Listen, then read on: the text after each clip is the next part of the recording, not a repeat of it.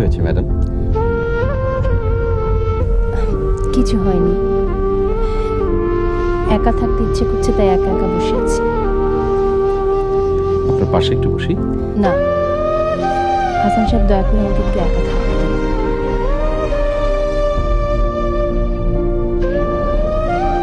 Madam, মানুষ যখন একা থাকে তখন কিন্তু আসলে সে একা থাকে না, তার মনের ভিতরের মানুষগুলো তাকে ঘিরে থাকে।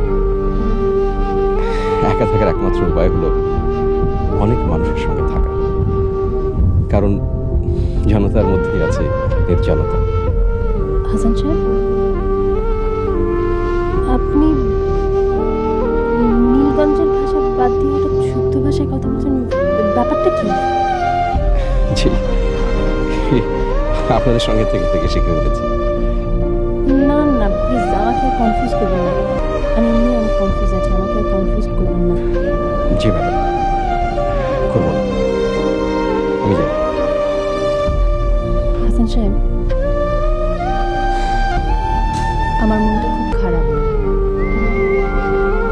শওকত স্যারের স্ত্রী এসেছিলেন আজকে, উনি আমার মনটা খারাপ করে দিয়ে গেছেন। কি ব্যাপার, হাসছেন কেন?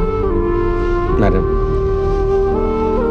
যিনি আমাদের এই পৃথিবীতে পাঠিয়েছেন তিনি হাসার জন্য পাঠিয়েছেন, আনন্দ করবার জন্য পাঠিয়েছেন, কিন্তু আমরা করি উল্টোটা, সবসময় চোখের পানি ফেলি।